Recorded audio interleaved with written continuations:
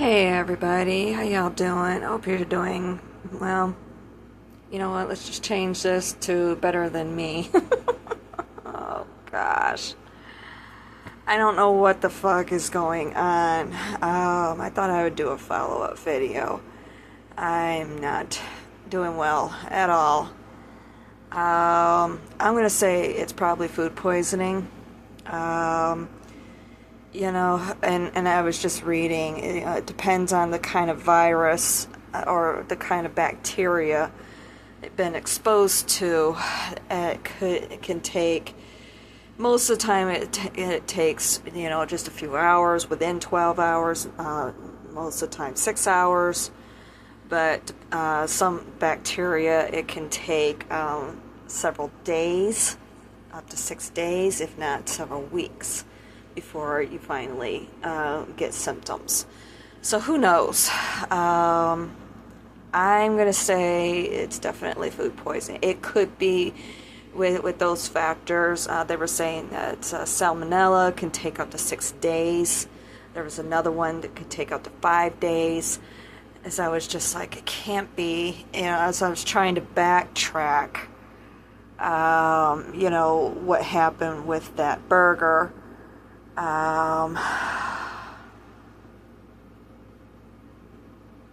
And then turning right around with that, I was kind of questioning that chicken, and I was just so hungry at that point that I was just eating, not even thinking,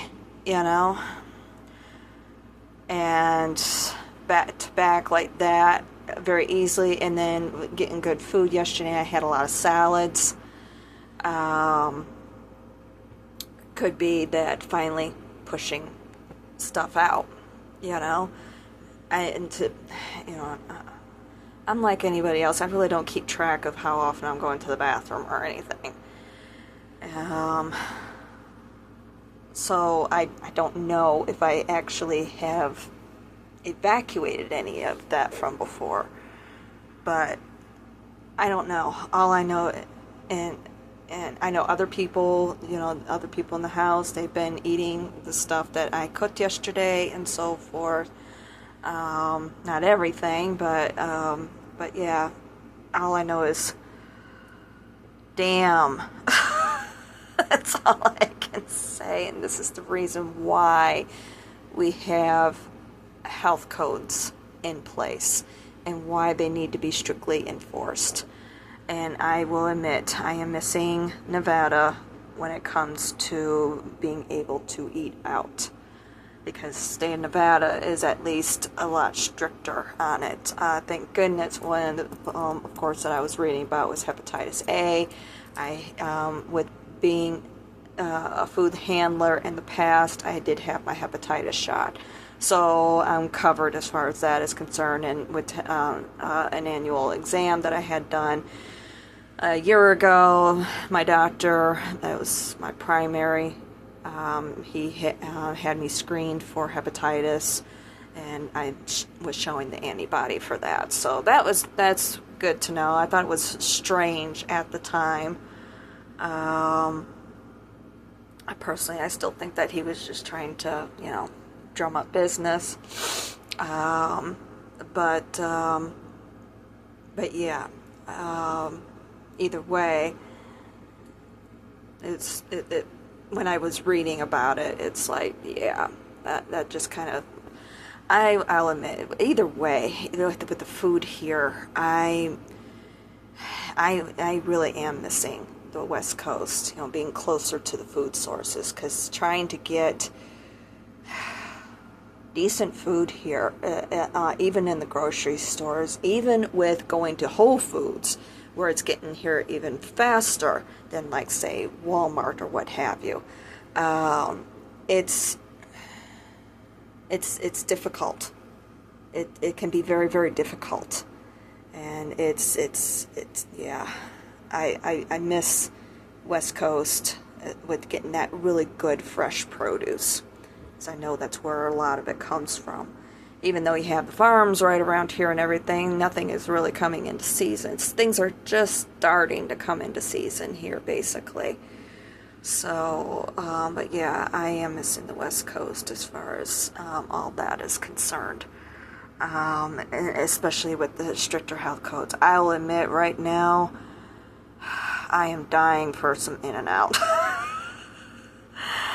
Just to get in there and help clear, well, part of it's clearing out. I don't know what it is with In-N-Out's food, but it just goes in and just helps to coat, helps me feel better. And it's like, hell, even Jack in the Box right now. And unfortunately, the closest Jack in the Box is, what, about 4 hours away in Chicago? And then I'd still have to find one. Yeah. So, I'm just... yeah, I'll admit. And I'm hurting. I really debated whether I was going to have my hot cocoa this morning or not, but I drank it anyway because I know I need that magnesium right now. For those of you who don't know, I use cacao powder versus cocoa powder, and the only milk I had in the house was regular milk. I don't have any almond milk, but to be honest with you, I really wanted the cow's milk, that extra calcium. Even though I'm getting it in my salad or what have you. I just had some leftover chicken and salad, but oh gosh, I am just cramping. So, and I don't know if I dare take an Imodium or not with as much cramping as what I'm doing. I'm in fear if I do take one, because it can have a tendency to cramp me up even more. So yeah, Miss Val here is having a lot of fun. And if this keeps up, I am not going out to work. It's like, yeah, I don't think that would be such a good idea. The movement of the car, not a good idea. Oh gosh, talk about motion sickness. Oh no. And it's just...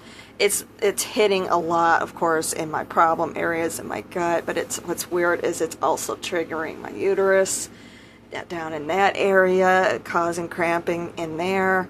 And so that's why, I kind of question too at the same time, is it that problem coming on? I'm like, I am at that point where I should be starting or what have you, but oh my gosh, this is horrible. So I don't know. I'm not too sure. It's, as far as I'm concerned, it could go either way. I don't think it was anything that I made.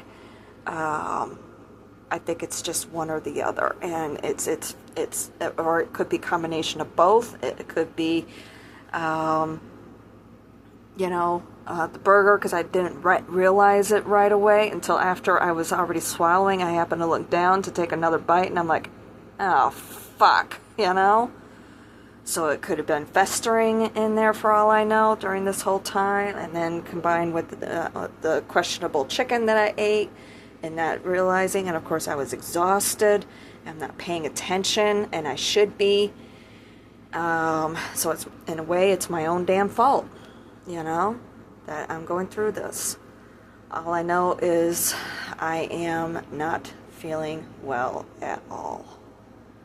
I'm just like, oh my gosh. I feel like I either want to throw up or run to the bathroom the other way. I do have a little bit of Sprite. I've been drinking that a little bit. And that's the thing, because I've been drinking that ever since I had that burger. I haven't been feeling right ever since then. It's like, ugh. So, and then when I had that chicken on Friday, I'm just like, ugh, even worse. Especially when I was working, I'm driving around, I'm getting nauseous. And in some ways, I was taking it because when my intuition is kicking in, it does affect my gut. That gut instinct that they always talk about. Yeah, that's oh gosh, that's what happens with me a lot with my intuition. I've been working on keeping it more, up in my heart, But I was wondering if, because I mean it was kicking in big time with that storm moving in. And I was wondering if maybe telling me, get your ass home, and then of course I didn't. So I don't know. I'm not entirely too sure. But I just wanted to come up here and talk about it. Try and sort through what's possibly going through my brain. Figure things out, all that sort of good stuff. And again, too, we've got all the smoke, from Canada. Could be, infection, possibly. I mean, haven't felt anything here, but then again, I've been indoors. But I have smelled things a little bit or whatever. It's been kind of a funky smell or whatever. So who knows? It could be a combination of maybe that's, maybe a little infection trying to come in or what have you, and it's gone through and it's now trying to push out or something. I don't know. It's just, ugh. All I know is my gut is just like, ugh. I just want to push out whatever is in here. It's like, oh man, it's rough. So, but at least financially, I figured out what I would need to do. If I can't work today, then I can still be able to make that payment on Wednesday, as long as I have it in the account by 7 o'clock local time. Then I'm okay. So, but yeah. All I know is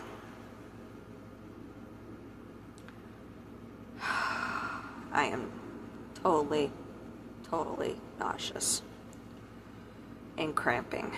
That's one of the reasons why I'm wondering if it's food poisoning, especially with where it's hitting. So, for those of you who don't know, I have gut issues in my large intestine from where I have damage. Basically where the area where your bile ducts connect from your gallbladder to your large intestine, all the way down to the appendix, that whole section, especially where the appendix is and where my gallbladder used to be. Oh gosh, lots of fun. But interestingly, I've been watching this one series on Paramount Plus called Mystic Britain. And of course, being somebody who's mystical, of course that's going to be of interest to me. And especially with my British heritage and,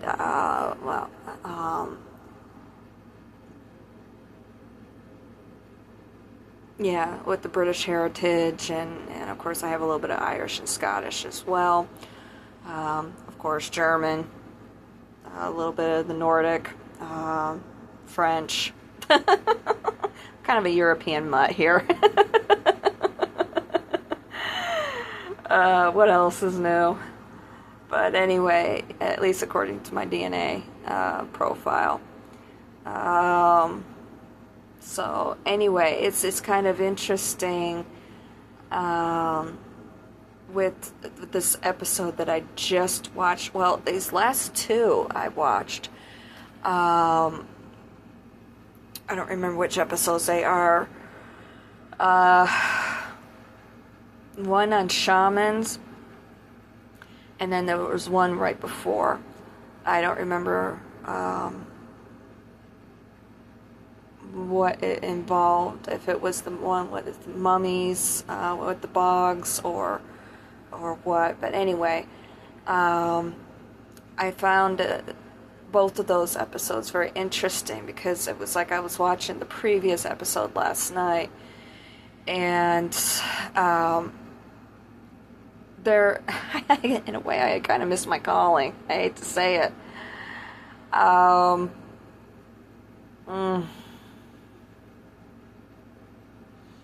Man, I don't feel good, but it helps to just talk it out, or talk things out anyway. But anyway, I know my lips, ever since everything happened, everything started last week, my lips have been really dry, and I got sores, canker sores, trying to pull in here in the corners. It's just, oh gosh, it hurts. So I know I keep licking at my lips, but it's because it's just, they hurt. So anyway, this episode that I was watching last night, there's a field of archaeology I had never heard of before, which fascinated me. And it's funny because I have been doing this I've been interested in this pretty much my whole life. It's called experimental archaeology, where basically you're an archaeologist, but you're pretty much going out into the field and recreating the circumstances of a particular time period, using what's available, and so on and so forth. And it's, like I said, it's funny because I have done this my whole life. I've always been interested in this my whole life. I thought, though, that, like with going to recreation settlements and so forth, like Jamestown and Yorktown and so forth, yeah, the settlements may be there, or like with the Vikings recreation settlement that they have up there, I think it's New Brunswick or Maine or what have you, places like that. I thought it was just, more of a hobby sort of thing, reenactors, and so on and so forth. I knew that there were archaeologists involved to assist with the recreations, but I thought it was more of a tourist trap sort of thing, I had no idea that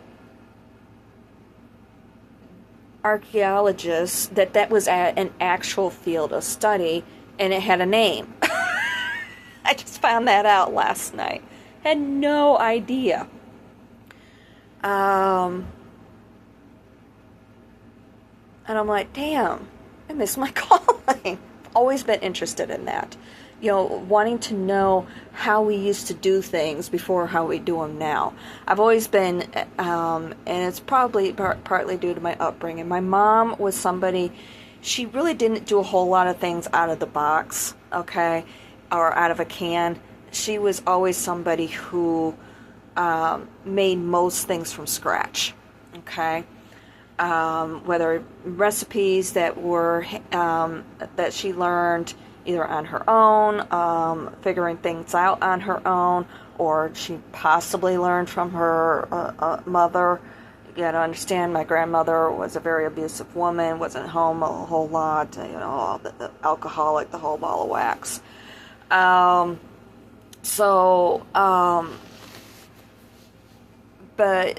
or she bought cookbooks. I have one of hers left. I guard that kind of with my life.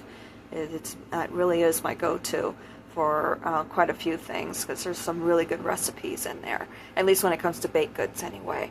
It's my go-to. But yeah, I just, oh man, I am so crampy. It just, that would be a good idea too. I just thought of. It might help calm things down. This one tea that I have, it might help. Anyway, yeah. And with growing up, I was very much interested in Little House on the Prairie, the TV series, and also the books. I was a huge fan of the books. Even to the point where I had the Little House cookbook. Never got a chance to get around to making anything, and unfortunately that was all in my storage unit. I wouldn't mind getting a hold of the whole series again, and rereading them, especially from an adult perspective, excuse me, and also get my hands on the cookbook. But I've always, even I remember, like visiting the reenactment settlement there in Raleigh. It was outside Raleigh, North Carolina. I think it was Winston-Salem, if I remember correctly. It was actually called Salem, but not the Salem. So, and they showed us how they made cookies, on an open fire, basically. It was an oven, what we would consider to be a what is that called? Fire, pizza oven or whatever, where you have, like, where you take the pizza and you pretty much throw it almost right on the fire. Pretty much the same thing, with the cookies and what they were making cookies, and they were sugar cookies. I remember that. Oh, they were so delicious. Very, very good. So I thought, and they were showing that last night with Stone Age encampment over there in Britain, with how they made bread, how they made butter, and so forth. And it was so funny because watching it after, I've made my own butter. I love making my own butter, and watching them do that, with how they had to do it thousands of years ago. It was doing the reenactment of it. It was funny because they were having the presenter doing it, and he was doing it, and I'm just like, yep, you're getting there. I'm seeing it. It's like, yep, you're getting it, because they had to just keep stirring it. It wasn't even like what I had learned when I was in elementary school. We had some people come and showed us how to basically churn butter, only using a mason jar. You sit there and just shake the thing, until it separates and so forth. It was insane. They were actually stirring it, and I thought that was fascinating with watching that last night. And now this morning, with seeing this episode again, it was a reenactment. I'm missing something here. There she is. Little baby. This is my baby. I keep this one here, so she's close to my heart all the time. But anyway, and she's curled up sound asleep on her Betty. But anyway, they were, this morning though, with the episode that I was watching, they were doing experimental archaeology with what they assume, based off of evidence that they have and what is there in the surrounding environment, how they were building a shelter, okay? And these shelters actually, even though they were made of straw, basically, with they used timbers, for the reinforcements, they said they last for about 10 years. That's pretty damn good, if you think about it. So, yeah, and I was fascinated with watching that and everything. I've always been interested in that. How we progressed, how we started thinking of things and so on and so forth. And it was this one settlement, basically, where it really explained why they revered deer so much.